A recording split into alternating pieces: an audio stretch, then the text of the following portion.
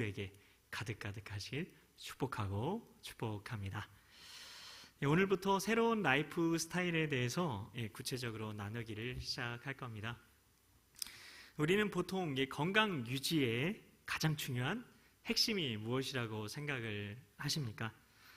질병의 대부분의 원인을 스트레스라고 이렇게 다들 동의하고 있는데요. 근데 그 비중을 70% 정도로 보기도 하고 80%로 보기도 합니다. 그래서 건강 유지에 있어서 가장 중요한 핵심은 심신의 균형이다, 이렇게 이야기를 하고 있습니다. 우리 마음의 상태가 육신의 상태에 영향을 미치고 그 반대로도 영향을 미친다는 사실을 우리가 너무나 잘 알고 있기 때문입니다. 그러나 하나님의 자녀인 우리는 심신의, 그러니까 몸과 마음이죠. 몸과 마음의 균형만으로는 강건해질 수 없습니다. 그래서 세상에서는 이게 몸과 마음의 비밀을 안다고 해도 그 균형을 맞추면은 우리가 건강한 삶을 살아갈 수 있는 것을 안다고 해도, 근데 실제로 강건한 삶을 우리가 온전하게 살아낼 수 없는 것입니다. 세상에서는 그게 불가능하다는 겁니다. 왜냐하면 나 스스로가 마음과 육신을 원하는 대로 지킬 수가 없거든요. 심신의 균형을 잡을 수 있는 유일한 길이 있습니다. The way, I am the way. 누구죠? Jesus Christ, 예수님 뿐입니다. 그래서 우리 안에 오신 예수님의 영이신 성령님을 통해서 우리가 성령의 인도함을 받는 것만이 심신의 균형을 잡는 유일한 길이라는 것입니다. 이것이 바로 새 언약의 라이프 스타일인 것입니다. 너희가 육신대로 살면 반드시 죽을 것이로되 영으로서 몸의 행실을 죽이면 살리리. 로마서 8장 13절의 말씀인데요. 인간은 영혼 육으로 구성이 되어 있습니다. 근데 세상 사람들은 혼과 육, 즉 마음과 육신밖에 생각하지를 못합니다. 영은 우리 존재의 가장 깊은 곳이라고 할 수 있고, 그곳에는 하나님의 영이 내 영과 함께 계십니다. 그래서 우리는 주와 합하는 자는 한 영이 된다는 말씀처럼 성령님과 하나가 된 영의 사람인 것입니다. 이미 그렇게 된 것입니다. 그러므로 우리 몸은 성령님께서 우리 영과 하나가 되셨기 때문에, 그래서 하나님이 거하시는 성전이다, 그렇게 말을 하는 것입니다. 우리는 전통적으로 육신이란 그릇에 마음을 담고 있는 그런 존재라고 생각을 해왔습니다. 근데 마음은 우리 육신의 어디에 있을까요? 어디에 위치할까요? 마음은 넓게 볼 때 의식이라고 할 수 있을 텐데요. 이 의식이라고 할 수 있는 이 마음은 이게 에너지이며 온 육체를 감싸고 있다라고 양자역학을 이렇게 공부하신 분들은 이렇게 이야기를 하고 있습니다. 요즘에 대세는 양자역학인 거 아시죠? 지난번에 말씀대로 말하는 것에 대해서 설교를 했던 적이 있었는데, 그때 양자역학이 하나님 나라의 복음을 설명하는 하나님께서 가르쳐 주신 과학이라는 말씀을 나눈 적이 있었습니다. 오늘날 과학자들은 모든 피조물들이 시간과 공간을 초월해 있는 물질의 파동이라는 것을 알아냈습니다. 이걸 양자 물리학이라고 하는데요. 모든 물질의 근원이 되는 세계가 소립자 세계인데, 여기에서는 보이지 않는 파동이 보이는 물질로 나타나게 돼요. 근데 인간의 의식이 거기에 영향을 미친다는 것입니다. 우주의 모든 양자는 물질, 즉 입자의 형태가 되려고 대기하고 있는 보이지 않는 진동, 파동 에너지들이다 라고 양자 물리학에서 말하고 있습니다. 이것을 관찰자 효과라고 말을 하는데요. 관찰한 우리가 어떻게 바라보느냐에 따라서 물질 세계, 그것이 그대로 나타날 수 있다는 것을 관찰자 효과라고 합니다.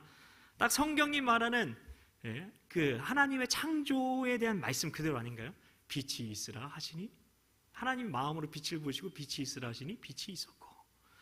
왜 성경에 보면 예수님이 말씀만 하심으로 기적을 일으키셨을까? 창조가 왜 하나님이 직접 손으로 뭐 이렇게 아니면 뭐 발로 뛰어다니면서 창조하지 않으시고 왜 말씀 창조일까?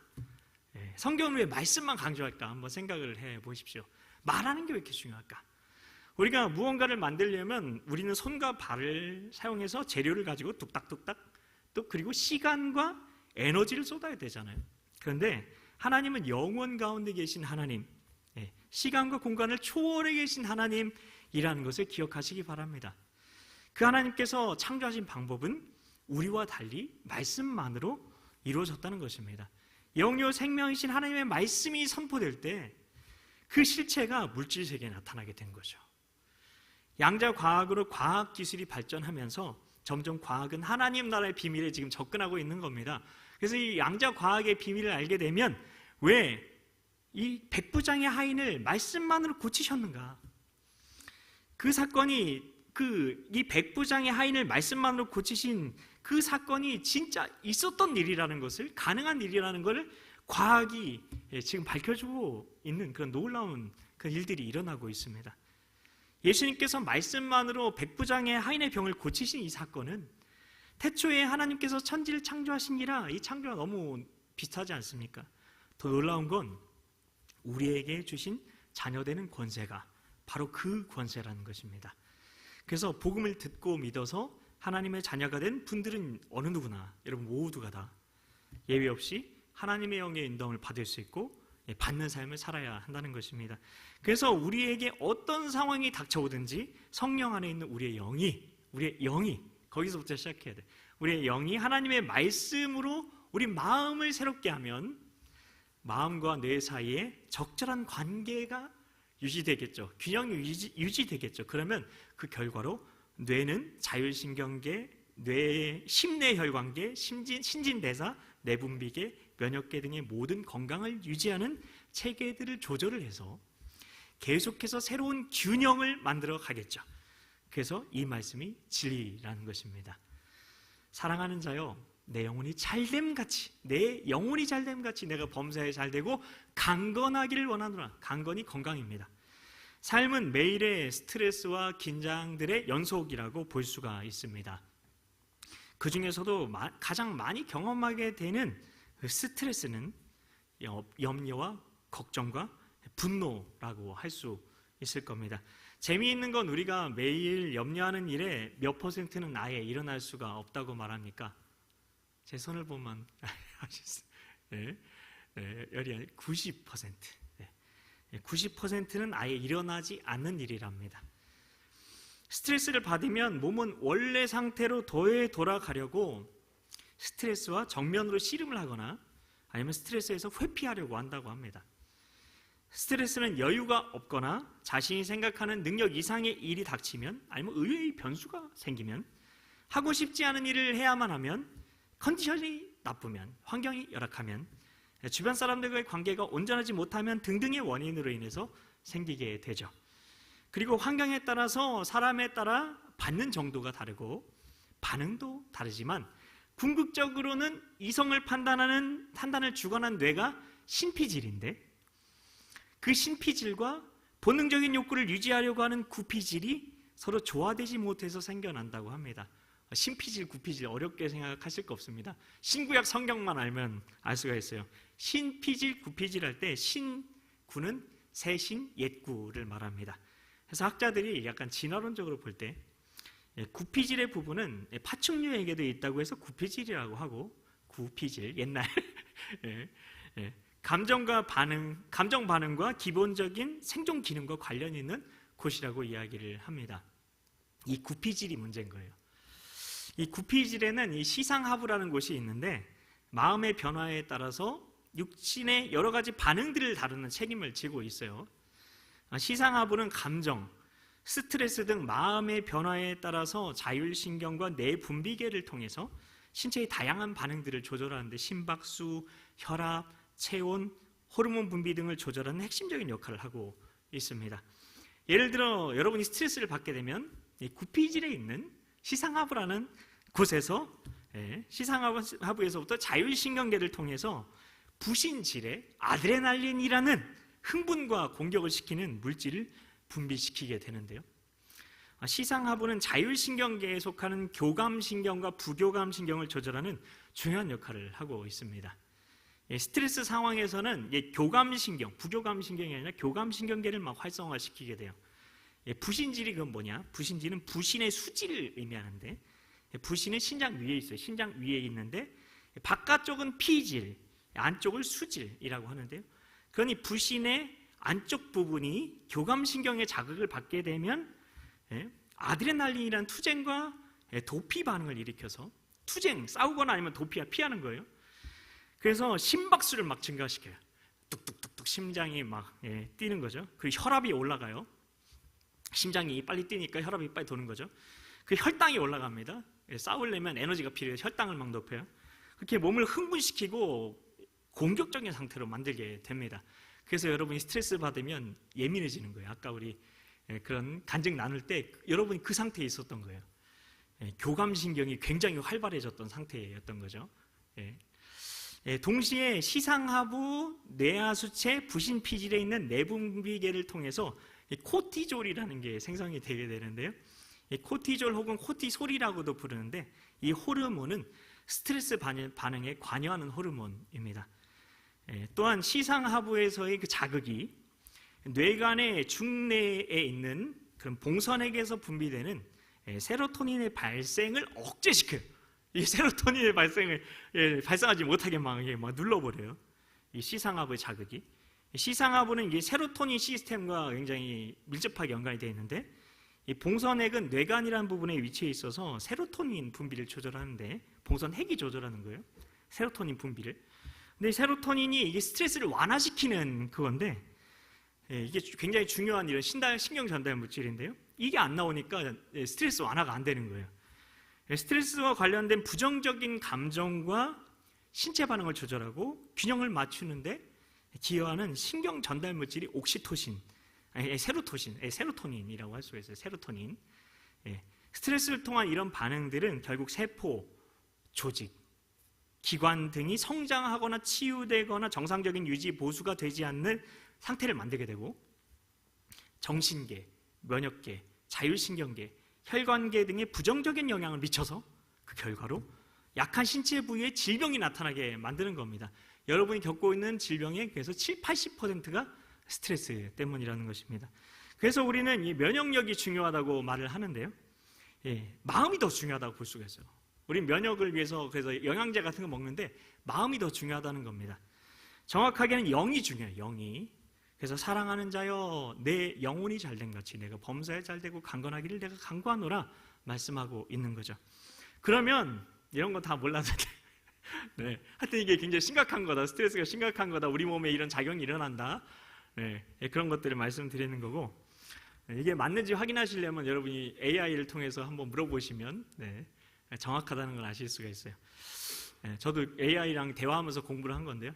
매일 그럼 건강을 유지하려면 어떻게 해야 되느냐, 그런 질문이 남게 되겠죠. 모든 사람은 사는 동안에 건강을 유지하고 풍성한 삶을 살고 싶죠.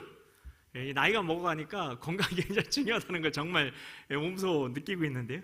근데 안타까운 사실이 있어요. 건강은 요한삼서 1장 2절에 따르면 어떻게 유지할 수 있습니까? 1번 주 밖에서, 2번 오직 주 안에서. 그렇죠? 제 답은 2번 오직 주 안에서만 건강을 유지할 수 있다는 겁니다. 하나님의 생명 안에서 건강을 유지할 수 있는데 자기 방식대로 살다가 아프면 주님께 나아오곤 한다는 겁니다. 예외적으로 하나님의 영광을 위해서 불치의 병에 걸리는 경우 빼고는 일반적으로 다 그렇다는 겁니다. 네. 하나님께서는 요한삼서 1장 2절 말씀처럼 우리가 병들지 않고 항상 건강의 은혜를 누리며 살기를 원하십니다. 평상시 우리 몸에 질병이 걸리게 하는 데 있어서 가장 큰 영향을 미치는 게 혈관계와 면역계라고 할 수가 있어요. 혈관계가 온전하지 못하면 혈관을 통해서 혈관이 어떤 역할을 하죠? 각 신체 지체들의 양분을 공급하잖아요. 그 공급이 제대로 안 된다는 얘기인 거고, 그리고 면역체계가 제대로 온전하지 못하다는 건 이게 면역체계가 자체 방어 시스템이잖아요. 이게 면역력이 떨어진다는 것, 그래서 질병에서 몸을 보호해주지 못한다는 거죠. 그러니까 이 두 가지, 혈관계와 면역계가 정상적으로 작동하지 않는 게 모든 병의 근원이라고 이렇게 보고 있습니다. 놀라운 사실은 근데 이 두 가지 시스템 모두 무엇이 관리할까요? 누가라고 하긴 좀 그런데 누가 무엇이 관리할까요? 자율신경계가 관리합니다. 아까 시상하부 얘기했었잖아요. 걔가 다 관리하는 거예요. 이 자율신경계는 교감신경과 부교감신경으로 이루어졌다고 얘기를 했어요. 이 두 신경이 균형이 잡혀야 혈관계와 면역계가 조절이 되는 겁니다. 안정적으로. 특히 이 자율신경계는 마음과 뇌에 영향을 받게 돼요. 요걸 AI한테 그 영상으로 만들어 달라고 해서 만든 게 있는데 그걸 여러분께 이따가 보내드릴게요. 카톡방에 올려놓을 겁니다. 굉장히 충격적인 짧은 그런 영상이 있어요. 자율신경계 중에 교감신경은 긴장되거나 스트레스 받으면 활발하게 작동되는 거예요. 반면에 부교감신경은 편안하면 활발하게 작동이 됩니다. 일반적으로 건강하면 활동을 하는 낮에는 교감신경과 부교감신경의 비율이 1.1대 1 정도로 나타난다고 합니다. 교감신경이 조금 더 비율이 높은 거예요. 밤에는 정반대로 돼야 되고요. 1대 1.1이 돼야 되겠죠. 교감신경과 부교감신경이 균형 잡히지 못하면 신체에 문제들이 발생하게 되는데요. 더 중요한 건 비율이라고 생각할 수 있겠지만 근데 그게 아니라 레벨입니다. 수준. 현대인들은 지나친 스트레스와 긴장 속에서 살아서 교감신경이 더 높게 지나치게 높게 유지가 되는데 그뿐 아니라 부교감신경은 내 레벨이 너무 낮은 거예요. 이게 문제라는 겁니다. 스트레스를 받으면 자율신경계 중에 교감신경이 지나치게 높아지고 그러니 어떻게 될까요? 혈압이 높아져요. 그러면 혈관은 수축하게 됩니다. 혈관이 그럼 왜 수축할까요? 혈압이 높아지는데 혈관이 수축하는 이유는 긴장되는 상황에 민첩하게 신속하게 반응하려고 혈액을 강하게 밀어내려고 수축하는 겁니다. 빨리빨리 혈액을 밀어내야 돼. 그리고 혈관 이러면 어떻게 될까요? 이게 장기적으로 계속이 되면 혈관에 있는 내벽이 손상이 되기 시작합니다. 혈관 내벽이 그럼 왜 손상이 되느냐? 혈압이 높아져가지고요. 고혈압이 소리 없는 살인자라 불리는 가장 큰 이유인데요. 그래서 혹시 고혈압이 있으신 분은 꼭 치료하셔야 됩니다. 혈관 내부에 왜냐하면 섬세한 세포들이 지속적인 압력에 시달리면서 서서히 파괴되기 시작합니다. 망가지기 시작합니다. 혈관의 가장 안쪽은 내피라고 하는 아주 얇고 매끈한 이게 중요해요. 얇고 매끈한 세포층으로 되어 있어요. 이 내피는 혈액이 부드럽게 흐르게 돕고 혈관의 확장과 수축을 조절하는 중요한 기능을 하고 있어요. 그런데 혈압이 높아져요. 그럼 혈관 내벽에 압력이 가해지고 그 물리적인 스트레스가 강해지겠죠. 내벽에 가해지는 물리적인 스트레스가요. 이건 마치 수압이 너무 센 호스가 호스 이렇게 수압을 높이는 그 물놀이 같은 거 해보셨잖아요. 그 수압이 너무 센 호스가 팽팽해지잖아요. 팽팽해지면서 내부가 손상되는 것과 비슷한 겁니다. 이런 지속적인 압력은 내피세포에 미세한 손상을 입히게 되고요. 이 매끈하다고 했잖아요. 매끈했던 표면이 울퉁불퉁해집니다. 이렇게 손상된 내피는 원래의 기능을 잃어버려요. 이게 매끈한 게 아니라 이제 끈적끈적해집니다. 이게 문제예요. 끈적끈적해졌어요. 이 틈을 타서 끈적하니까 달라붙겠죠. 이 틈을 타서 혈액 속을 떠다니던 콜레스테롤과 그래서 콜레스테롤이 위험하다는 거예요. 콜레스테롤 수치, 그 지방, 살 빼야 됩니다. 그 노폐물 등이 손상된 부위에 달라붙기 시작합니다. 이 물질이 뭉쳐요. 혈관 내벽에. 그럼 혈관 벽에 쌓여요. 이게 플라크라는 게 형성이 되는데 그 과정이 바로 동맥경화입니다. 동맥경화. 플라크를 이루고 있는 게 뭐냐면 첫 번째 콜레스테롤과 지방 달라붙는다고 했으니까 콜레스테롤과 지방이겠죠. 특히 나쁜 콜레스테롤 수치인 LDL이 높으면 안 돼요. 두 번째는 염증세포. 콜레스테롤을 이게 먹어치워요. 백혈구가. 그러면 콜레스테롤을 먹다가 죽은 백혈구, 이게 바로 염증세포라고 할 수가 있어요. 세 번째는 칼슘. 이게 무서운데 칼슘이 뭐죠? 뼈가 튼튼해지게 만들어주죠. 시간이 지나면서 이 칼슘이 달라붙어요. 그러면 딱딱하게 굳게 만드는 거예요. 혈관 내벽을. 이 세 가지가 플라크를 구성하게 되는데요. 혈관 내벽이 손상됐다고 말씀드렸는데 거기 손상된 틈으로 콜레스테롤과 지방이 스며들고 이것들이 뭉쳐서 이제 끈적끈적하고 죽처럼 물컹한 덩어리를 만들어요. 반죽같이. 거기에 칼슘이 쌓여요. 그럼 단단해져요. 이걸 죽상경화반이라고 부릅니다. 한자 보면 대충 뜻을 알겠죠. 죽과 경화 그런 거. 동맥경화로 인해서 이제 혈관이 좁아져 버렸어요. 그러면 피가 어떻게 될까요? 좁으니까 빠르게 흐르겠죠. 계속 빠르게 흐르겠죠. 그 딱딱해지면 혈관이 흐르기 위한 공간이 좁아지는 거예요. 그러면 심장은 좁아진 통로로 혈액을 보내야 되니까 어떻게 해야 될까요? 더 강한 압력을 만들어낼 수밖에 없어요. 심장이. 그 결과 혈압은 더 높아지겠죠. 막 올라가요. 혈압이. 즉 높은 혈압, 혈관 내벽에 손상되고 동맥경화증이 오고 더 높은 혈압의 악순환이 이게 반복이 되는 겁니다. 고혈압으로 인해서 혈관 내벽에 쌓인 이 플라크, 아까 말씀드린 플라크는 매우 불완전한 상태인데요. 이게 또 문제예요. 이 플라크가 그냥 혈압만 높이는 게 아니에요. 이 높은 혈압의 지속적인 압력은 이 플라크도 약간 세포같이 생겼어요. 이 플라크에 이게 덮고 있는 얇은 막이 있는데 그 막을 약하게 만드네요. 그럼 어떻게 될까요? 플라크가 파열되는 거예요. 그게 플라크가 파열되는, 혈관이 파열되는 게 아니라 플라크가 파열이 되는 거예요. 높은 압력을 견디지 못한 플라크는 얇은 막이 터지거나 찢어집니다. 그럼 우리 몸은 어떻게 할까요?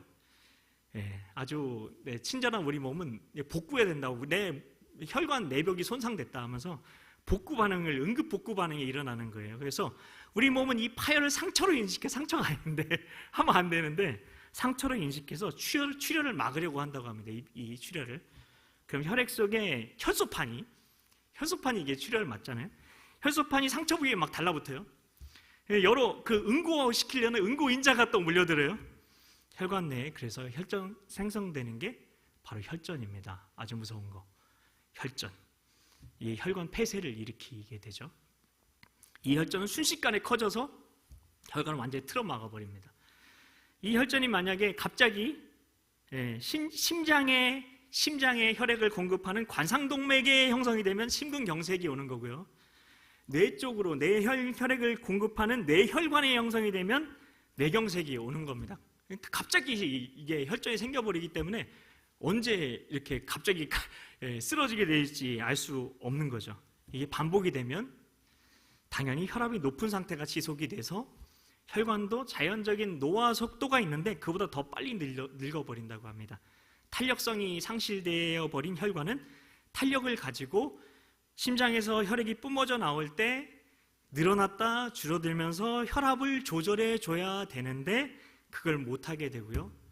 혈관이 경직돼서 딱딱하고 좁아진 혈관 때문에 아까 말씀드린 동맥경화가 되고 혈관이 늙고 뻣뻣해지면 미세한 손상이 생기고 플라크가 생기고 혈전이 생깁니다. 그러면 일찍 죽게 되는 거죠. 근데 그 원인이 뭐라고요? 스트레스라는 겁니다. 스트레스. 비만으로도 혈압이 높아질 수는 있어요. 근데 비만도 아닌데 혈압이 높으신 분이 있어요. 이거 스트레스로 혈압이 높아져서 건강이 악화되고 있는 겁니다.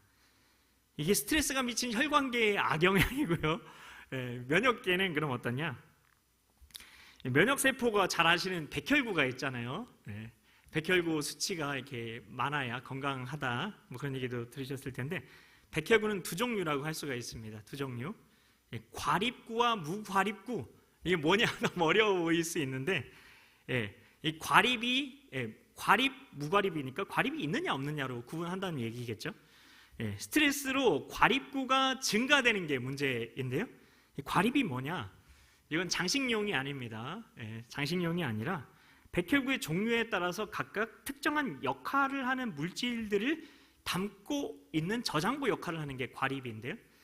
쉽게 말하자면 마치 군인이 전투에 필요한 여러 가지가 있잖아요. 총알도 있을 수 있고 수류탄도 있을 수 있고 뭐 치료제 등도 있을 수 있어요. 이런 거를 주머니에 넣고 다니는 것과 똑같은데요. 백혈구라는 군인에게 과립은 위기 상황에 바로 꺼내 쓸 수 있는 무기나 도구들을 담고 있는 작은 주머니라고 볼 수 있어요. 도라에몽 같은 만화 캐릭터라고 볼 수도 있어요. 그런데 이상한 거는 군인이 많으면 튼튼한 군대일 거잖아요. 백혈구인 그럼 과립구가 많으면 면역력이 엄청 셀 것 같은데요. 결론부터 말씀드리면 일시적으로 많으면 아주 좋아요. 근데 만성적으로 계속 많으면 아주 큰 문제입니다. 이 둘의 차이가 핵심인데요.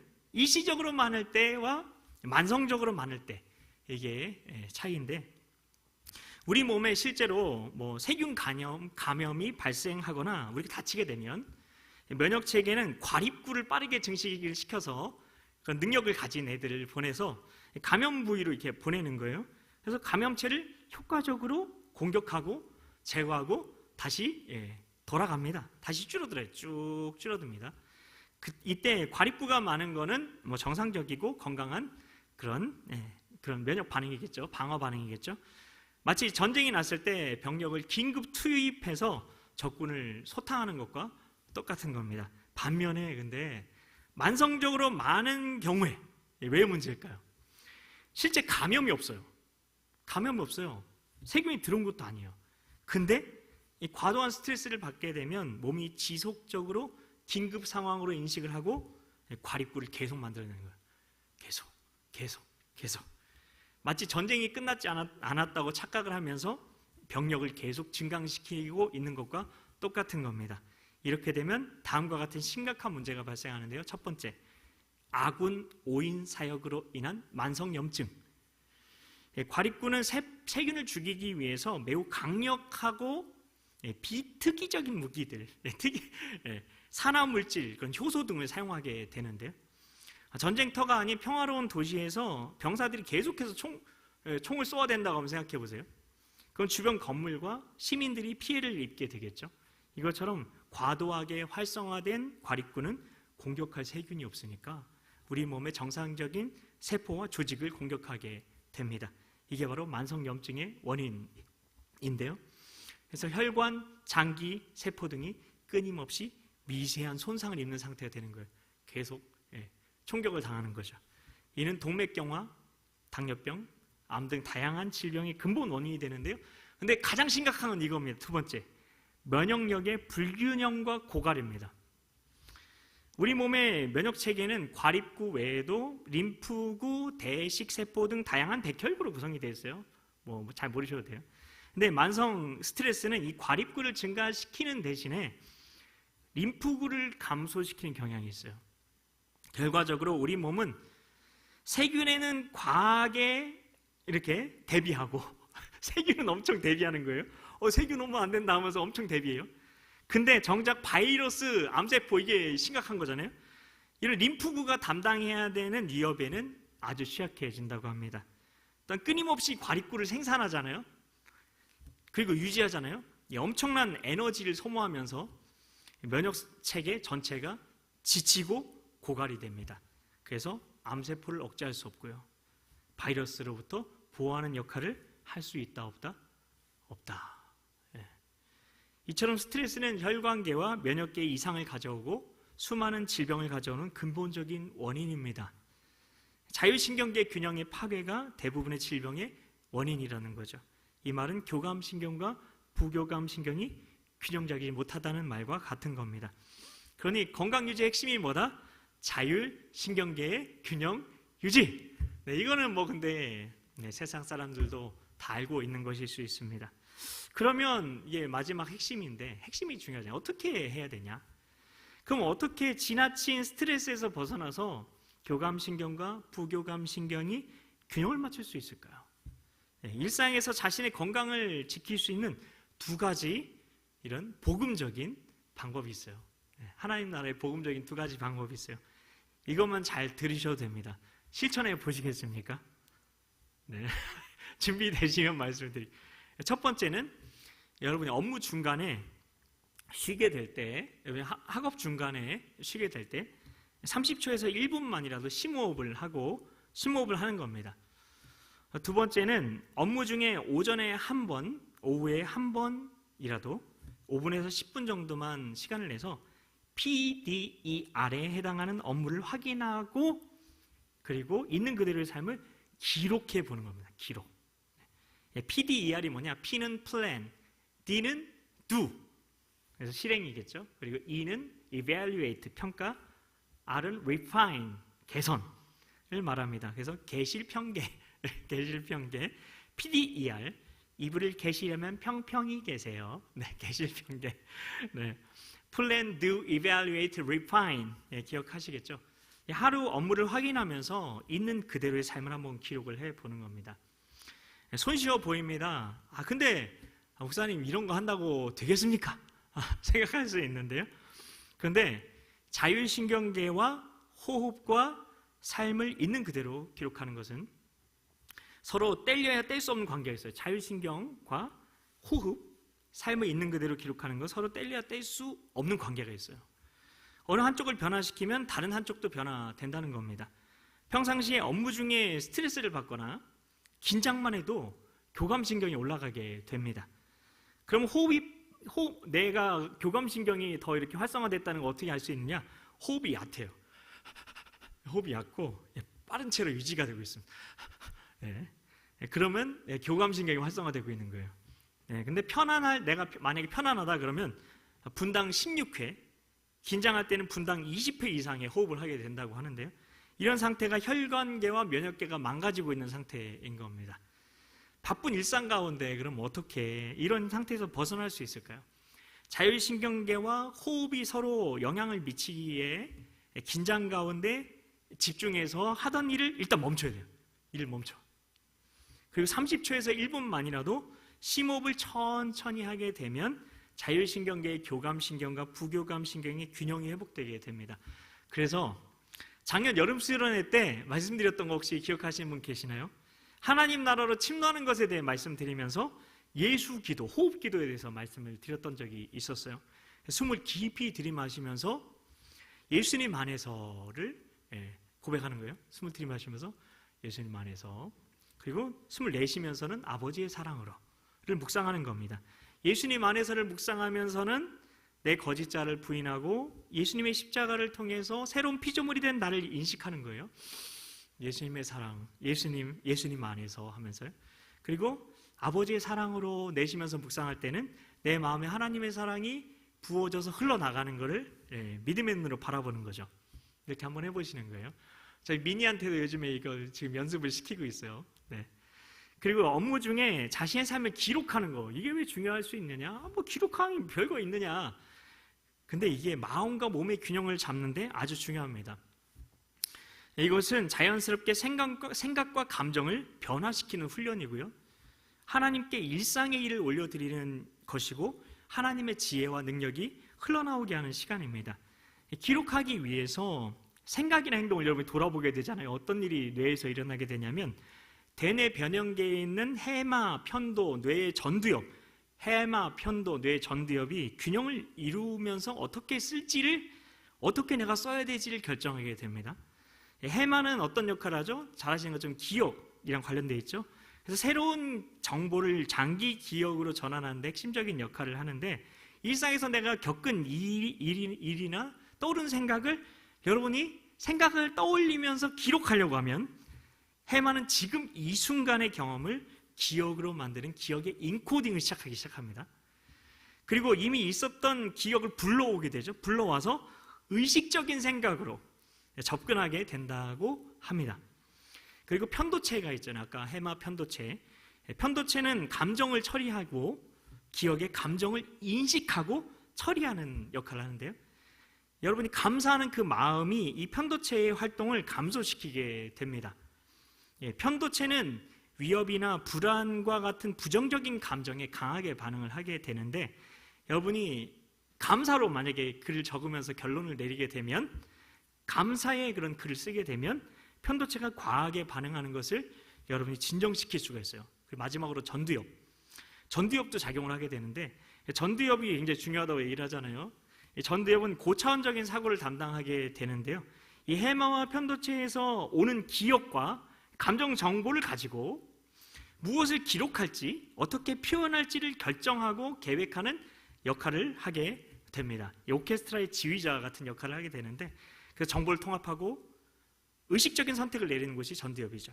이렇게 전두엽이 기능을 잘하게 되면 편도체에서 올라오는 과한 감정적 신호는 조절하고 해마에서 기억을 정리하고 기록해라, 이렇게 지시하게 됩니다. 그러면 우리는 감정을 객관화할 수 있게 되고 기억에 의미를 부여하게 되고 우리의 몸과 마음이 일상에서 균형 잡히게 되는 겁니다. 이게 바로 그냥 PDER이 아니라 감사의 PDER을 하라는 것입니다. 감사의 길 쓰라는 겁니다. 일상 속에서. 그러면 자연히 호흡이 느려지게 되고 교감신경은 내려가고 부교감신경의 레벨이 올라가서 균형 잡히게 되고 혈관계와 면역계가 다시 정상적으로 작동하게 되는 겁니다. 근거가 있어 보이시죠? 하루 중에 여러분 교감신경의 활동 모드와 부교감신경의 휴식 모드가 변화한 시점이 있어요. 그건 대략 잠자기 전과 깰 때인데요. 따라서 이 시간을 어떻게 보내느냐가 자율신경계 조절에 아주 중요합니다. 저녁에 여러분이 휴식을 취하기 위해서 TV를 보는 거 좋아요. 근데 밤늦게까지 TV를 보거나 굉장히 몰두하는 거 거기에, 아니면 컴퓨터 작업을 막 하거나 밤늦게까지 휴대폰으로 SNS를 자기 전까지 이렇게 해서 활동 모드인 교감신경을 막 자극을 하는 것은 좋지 않은 일이라는 겁니다. 그러면 당연히 숙면을 취할 수가 없고 아침에 눈을 떠도 피곤하고 몸도 무거운 거죠. 그래서 취침 전에 자기 하루를 돌아보면서 컴퓨터 대신에 가능하면 노트에, 그래서 이번에 저희가 큐티 책을 책으로 시켰어요. 핸드폰으로 하지 않고 우리가 책으로 적을 수 있도록. 그래서 가능한 노트에 자신의 하루의 삶과 다음날 일정을 기록하는 그것은 하나님 나라의 삶을 위한 아주 귀중한 루틴이라고 볼 수가 있습니다. 하나님은 이르시되 어리석은 자여 오늘 밤에 내 영혼을 도로 찾으리니 그러면 내 준비한 것이 누구의 것이 되겠느냐 하셨으니 누가복음 12장 20절 말씀. 여러분, 하나님 나라의 복음 안에서 새로운 삶의 루틴을 세워 가심으로 주님께서 주인 되시는 풍성한 일상, 강건한 일상을 살아가시길 예수님의 이름으로 축복합니다. 우리 나의 안에 거하라, 우리 같이 찬양하면서 나아갈 텐데요. 결국 이 모든 것을 한마디로 하면 나의 안에 거하라입니다. 나의 안에 거하라, 이렇게 말씀하시는 하나님의 그 음성에 우리가 믿음으로 반응하며 나아갔으면 좋겠습니다.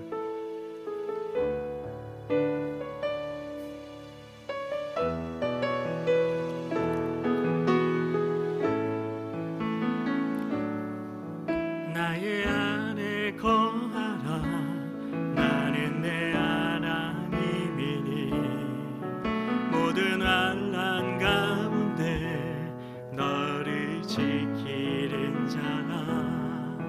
두려워하지 말라, 내가 널 도와주리니 놀라지 말라, 내 손 잡아주리라.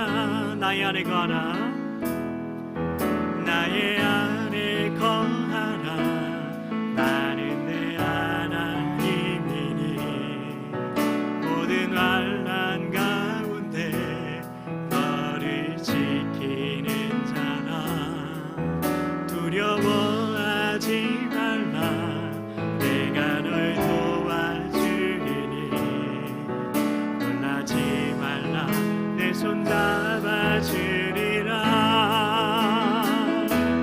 내가 너를 지명하여 불렀나니 너는 내 것이라, 내 것이라, 너의 하나님이라. 내가 너를 보배롭고 존귀하게 여기노라. 너를 사랑하는 내 여호와라. 내가 너를 지명하여, 내가 너를 지명하여 불렀나니 너는 내 것이라, 내 것이라, 너의 하나님이라. 내가 너를 보배롭고 존귀하게 여기노라. 너를 사랑하는 내 여호와. 내가 너를 지명하여, 내가 너를 지명하여 불렀나니 너는 내 것이라, 내 것이라, 너의 하나님이라. 내가 너를 보배롭고 존귀하게 여기노라. 너를